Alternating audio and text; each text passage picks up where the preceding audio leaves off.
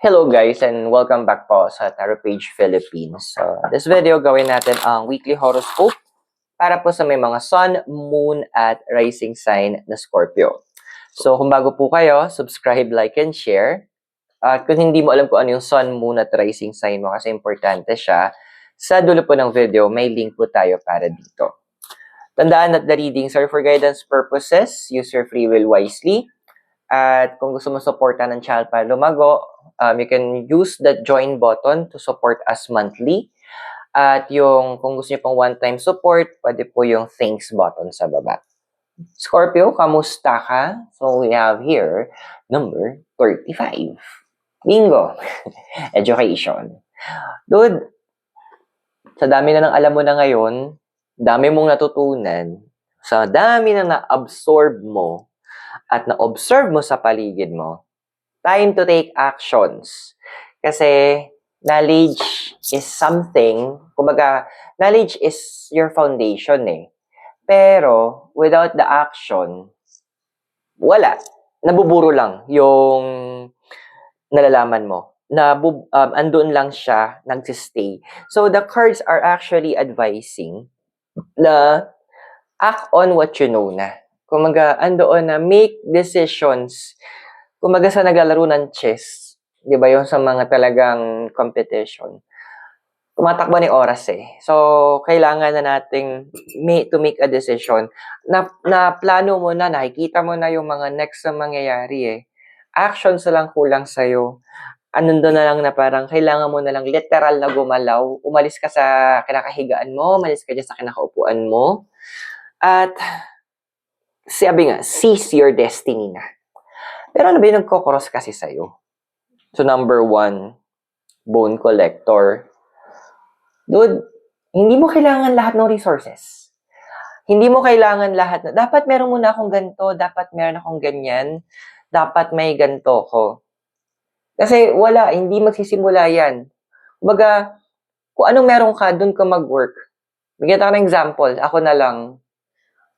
Noong time na yun, wala akong magamit, wala akong table, wala akong masyadong cards. Yung mga cards ko noon, lahat bootleg. Wala akong maayos na lighting, microphone. Pero tinuloy ko. Kasi gusto ko. Kasi kailangan ko nang gawin. Kasi ando na alam ko ito yung para sa akin.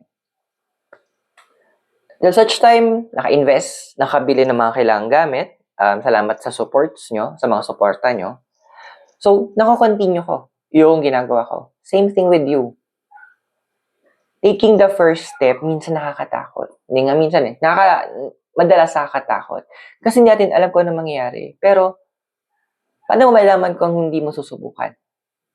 At alam mo naman na yun yung direction na dinadala ka ng universe. Hindi mo kailangan kompletuhin lahat at what point. Andoon na as you grow, doon dadagdagan at dadagdagan ng universe yung mga kailangan mo. Doon pupunan yung mga kulang. Doon bibigyan ng dadagdagan at bibigyan yung mga suporta na hinahanap mo. Now, your desired card, we have verse number 8, come together. Okay. So, saan mo gusto ba bang pumunta? Sa mo gusto mag-soul searching, sa mo ba bet na medyo magkaroon ka ng moment for yourself? Go! Bigyan mo yung sarili mo ng chance to enjoy yung sarili mong company. Bigyan mo ng chance yung sarili mo na ikaw muna. Kumaga, relax din pag may time. Kasi, andoon na in-overthink mo eh. Masyado mong in-overanalyze na dapat ganito, dapat ganyan. My dear, wag. Kasi, overanalyzation, overthinking, nakaka-dry yan.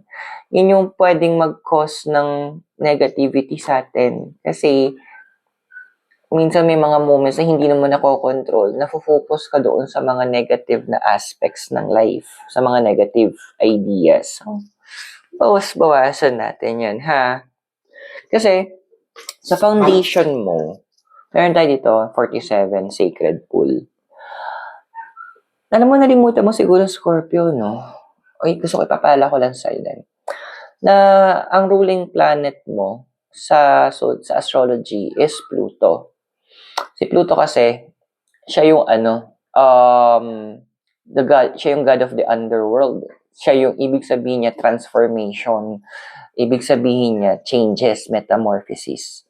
Nawala sa isip mo siguro na every action na ginagawa mo, nagtatanim ka ng change. At yung change na ginagawa mo is a positive one. Maganda, maayos. Kumbaga, andoon na nagbibigay siya ng pag-asa. Hindi lamang sa'yo, pero sa mga tao sa paligid mo.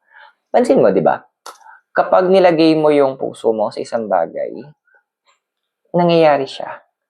Yun yung sa mga capacity mo eh. Kapag nilagay mo yung sarili mo sa bagay na kailangan matapos, natatapos siya. Yan yung collective gift nyo, Scorpio. Andoon na pinapaalala sa'yo ni Sacred Pool. Well, sa lahat ng zodiac signs, sabi nila, one of the most powerful signs nga daw is Scorpio. Kasi nga, you have the power of death. And death, sabi nila, ang kamatayan, hindi naman literal na mamamatay agad.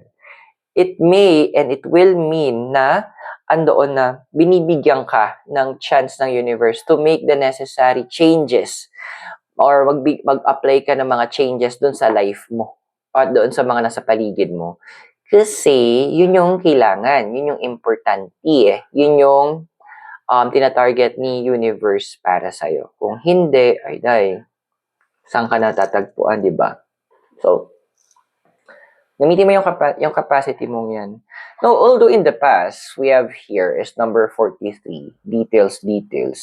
Andoon na masyado kayong concern sa mga nangyayari. Ano yung effect neto sa ganyan? Ano yung kakalabasan dito sa ganito? Which is normal. Wala tayong problema doon. Wala akong nakikitang mali. Pero, ito na yung pero natin. Pero, nalilimutan mo din na isa kang water sign. At ang water sign, malalakas ang mga instincts niyan, yung mga intuition nyo. So, eto na yung moment na pinapaalala sa'yo ni universe, makinig ka sa intuition mo. Makinig ka kapag may sinabi yung universe. Makiramdam ka. Kasi kapag ginawa mo yon, hindi mo na kailangan minsan hintayin yung mga next plans, next step. Kasi yung universe na mismo ang mag-o-open, magbibigay ng sayo ng instinct, ng kutob, kung paano mo gagawin, kung paano mo aayusin, at ano yung direksyon na kailangan mong tahakin. Kasi, yun yung ituturo sa'yo ng universe. Number 53, listening. Literal, manahimik ka daw. Kasi, part ng listening is silence. Kaya nga, di ba, yung salitang listen, kapag nire-arrange daw siya, ang spelling nun is silent. And isa sa mga importanteng kailangan mo matutunan kasi lagi nangungusap ang sansinukob sa'yo. Andoon lang kasi masyado kang over-focus sa ibang bagay. Masyado mong ino-overanalyze. Andoon na masyado kang preoccupied yung utak mo. So, kaya nga merong verses, sabi doon, be still and know that I am God. So, huwag ka magtataka na medyo biglang mahahasa yung instinct mo, yung intuition mo in this coming few days. Kung nakaka-resonate ka sa readings natin, invite kita na mag-subscribe, like, and share ng video para may access ka sa mga sa mga ibang videos natin. But for now, tuloy natin yung reading mo. So, ang physical environment mo ngayon is number 6, mountain. Alam mo, minsan ikaw lang talaga nag-iisip na may problema.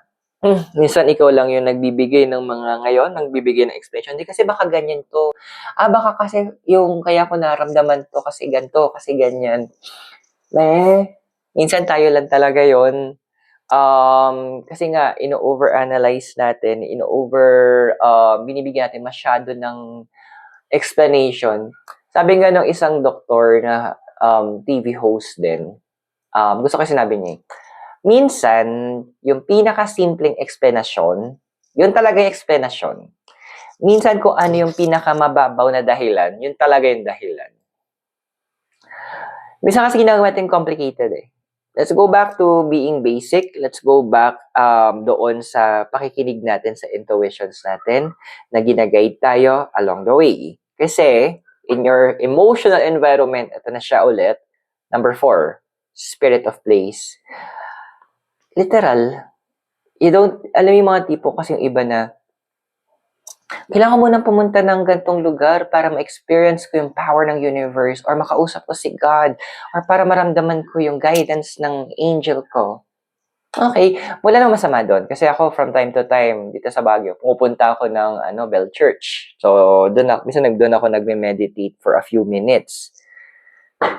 Pero, isang bagay yung tutunan ko, naalala ko din, yung sinabi ni Apostle Paul, your body is a temple of the Holy Spirit. Na ako mismo, pwede ako mag-meditate on my end, anytime. Even right now, kung gusto ko. Kasi ako mismo yung may connection.